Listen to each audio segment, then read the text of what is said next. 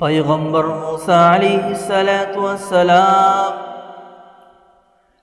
আল্লাহ পাক রব্বুল আলামিন পয়গম্বর মুসাকে অনেক মুআজিজা দান করেছে। পয়গম্বর মুসা আলাইহিস সালাতু ওয়াস সালাম একদিন রব্বে কারীমের সাথে দেখা করার জন্য তুর পাহাড়ে যাওয়ার জন্য রওনা হয়ে গেলেন। পথিমধ্যে এক ব্যক্তির সাথে দেখা। ওই ব্যক্তি পয়গম্বর মুসা আলাইহিস সালাতু ওয়াস সালামকে ডাক দিয়ে বলতেছে, হে মুসা, আল্লাহ পাক রব্বুল আলামিনের সাথে তুমি দেখা করতে যাইতেছো, কথা বলতে যাইতেছো।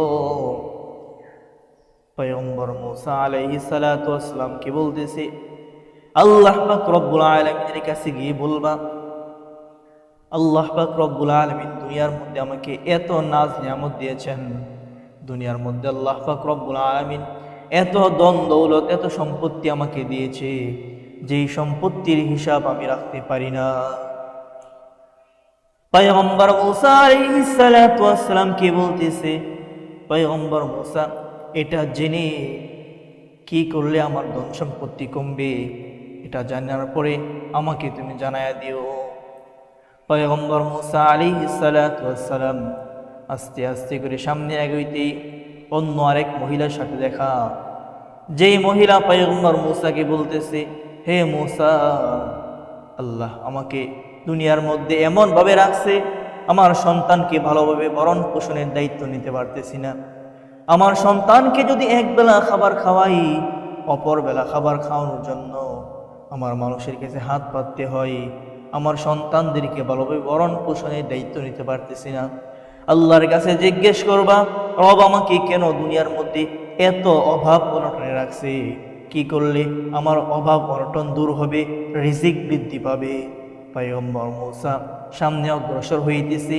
পথিমধ্যে এমন এক ব্যক্তির সাথে দেখা হয়ে গেল, যেই ব্যক্তি এমন একজন ব্যক্তি যার হাত নাই, পা নাই, এমন এক আকৃতি যে সমাজের মধ্যে মানুষ তাকে হ্যায় হেন্ন করে। ওই বান্দা পয়গম্বর মুসাকে বলতেছে, ও মুসা, তুমি আমার ব্যাপারে আল্লাহর কাছে জিজ্ঞেস কইরো, রব্বে কারীম কি কারণে দুনিয়ার মধ্যে আমাকে বানাইলো, কোন উদ্দেশ্যে দুনিয়ার মধ্যে আমাকে বানায়া পাঠাইলো, আল্লাহ পাক রব্বুল আলামিনের কি উদ্দেশ্য আছে দুনিয়ার মধ্যে পাঠানোর জন্য। পয়গম্বর মুসা আলাইহিস সালাতু ওয়াস সালাম আল্লাহ পাক রব্বুল আলামিনের কাছে চলে গেলেন। তিন ব্যক্তির ব্যাপারে তিনটা মতবাদ দিয়েছে আল্লাহ পাক রব্বুল আলামিন, তিনটা মতামত দিয়েছে আল্লাহ পাক রব্বুল আলামিন। ওই যে প্রথম মহিলা, ওই যে প্রথম পুরুষ যার ধন সম্পত্তির কোনো অভাব নেই, সে দুনিয়ার মধ্যে ধন সম্পত্তির হিসাব রাখতে পারে না, সে আল্লাহ পাক রব্বুল আলামিনের কাছে জানতে চাইতেছে যে কি করলে তার ধন সম্পত্তি কমে যাবে।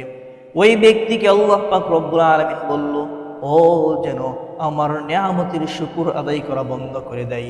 সে যদি আমার নেয়ামতের শুকর আদায় করা বন্ধ করে দেয়, তাহলে তার নেয়ামত কমে যাবে। সে যদি আমার নেয়ামতের শুকর আদায় করা বন্ধ না করে, তাহলে তার নেয়ামত বাড়তেই থাকবে, বাড়তেই থাকবে। সুবহানাল্লাহ। দ্বিতীয় মহিলা, যেই মহিলা অভাবে অনটনে তার বাচ্চাদেরকে ভালোভাবে ভরণ পোষণের দায়িত্ব নিতে পারে না, ওই মহিলাকে বলতেছে, রব্বে কারীম তোমাকে বললো, তোমার ব্যাপারে বললো, তুমি যেন বেশি বেশি করে রব্বে কারীমের ইবাদতের মধ্যে মগ্ন হও, রব্বে কারীমের শুকর আদায় বেশি বেশি করো। ওই মহিলা বলতেছে, যে রব এখনই আমাকে খাওয়াইতে পারে না, যে রব এখনই আমাকে ভরণ পোষণের দায়িত্ব নিতে পারে না, ওই রব আমাকে কিভাবে নেয়ামতের শুকর আদায় করলে খাওয়াবে, এটা আমার ভালোভাবে বোঝা হয়ে গেছে। এই কথা বলার সঙ্গে সঙ্গে আল্লাহ পাক রব্বুল আলামিনের পক্ষ হইতে কুদরতিভাবে ওই মহিলার শেষ সম্বলটুকু কুরে ঘর ছিল, ওই কুরের ঘরটাও আল্লাহ পাক রব্বুল আলামিন জ্বালায় দিছে। আল্লাহ পাক রব্বুল আলামিন শেষ সম্বলটুকু জ্বালানোর কারণ হলো ওই মহিলা রব্বে কারীমের নাশুকুর আদায় করছে। আমাদের সমাজে অনেক লোক আছে, অনেক মহিলা আছে, যেই মহিলারা রব্বে কারীম যদি একটু কষ্টের মধ্যে রাখেন, আল্লাহ পাক রব্বুল আলামিন যদি একটু অভাব দেন, তাহলে তারা আল্লাহ পাক রব্বুল আলামিনের শানে বেয়াদবি করে, ঠিক কিনা? আল্লাহ পাক রব্বুল আলামিন তৃতীয় ব্যক্তি, যেই বান্দার হাত নাই, পা নাই, তার ব্যাপারে বলল। আল্লাহ পাক রব্বুল আলামিন বলে, জাহান্নামের মধ্যে আমার ওই বান্দাকে একটা ছিদ্র আছে, যে ছিদ্রের মধ্যে বসায়া ওই ছিদ্রটাকে আমি বন্ধ করব। এই কারণে আমি তাকে দুনিয়ার মধ্যে বানায়া পাঠাইছি। যাও যাও ওকে বলে দিবা, ওই কারণে তাকে দুনিয়ার মধ্যে পাঠাইছি। যখন পয়গম্বর মুসা আলাইহিস সালাতু ওয়াস সালাম ওই কথাটা ওই ব্যক্তিকে বলল, পয়গম্বর মুসা আলাইহিস সালাতু ওয়াস সালামের এই কথা শোনার সাথে সাথে ওই ব্যক্তি খুশি হয়ে গেছে, বলতেছে, আলহামদুলিল্লাহ, আমার রব তো দুনিয়ার মধ্যে কোনো অযথা আমাকে বানায়া পাঠায় নাই, কোনো না কোনো কারণে তো বানাইছে, আলহামদুলিল্লাহ, শুকরিয়া। খুশি হওয়ার সাথে সাথে রব্বে কারীম ওই বান্দার, আল্লাহ পাক রব্বুল আলামিন হাত পা একটা সুস্থ সবল মানুষের মতো করে দিয়েছে। সুবহানাল্লাহ। এজন্য আমরা কি বুঝতে পারলাম যে আল্লাহ পাক রব্বুল আলামিনের নেয়ামতের শুকর আদায় করলে আল্লাহ পাক রব্বুল আলামিন নেয়ামত বাড়ায়া দেয়, আর নেয়ামতের না শুকর আদায় করলে নেয়ামতকে আল্লাহ পাক রব্বুল আলামিন কমায়া দেয়। এমনকি না শুকর আদায় করার কারণে কঠিন আযাবের মধ্যে গ্রেফতার করেন। এজন্য রব্বে কারীমের নেয়ামতের শুকর আদায় করতে হবে। আল্লাহ পাক রব্বুল আলামিন কোরআনে বলেন, লা ইন শাকারতুম লা আযীদান্নাকুম ওয়া লা ইন কাফারতুম ইন্না আযাবি লাশাদীদ। যেই বান্দা আমি আল্লাহ পাক রব্বুল আলামিনের নেয়ামতের শুকর আদায় করবে, আমি আল্লাহ পাক রব্বুল আলামিন ওই বান্দার নিয়ামতকে বাড়াইয়া দিব। আর যে বান্দা আমি রব্বে কারীমের নিয়ামতের শুকর আদায় করবে না, আমি আল্লাহ ওই বান্দার নিয়ামতকে তার থেকে ছিনাইয়া নেব। এমনকি ওই নিয়ামতের না শুকর আদায় করার কারণে আমি তাকে কঠিন আযাবের মধ্যে গ্রেফতার করে নেব। এজন্য সর্বাবস্থায় রব্বে কারীমের নিয়ামতের শুকর আদায় করতে হবে। সর্বাবস্থায় আল্লাহ পাক রব্বুল আলামিনের কাছে কৃতজ্ঞ থাকতে হবে। রব্বে কারীমের দেওয়া ফরজ বিধান মানতে হবে।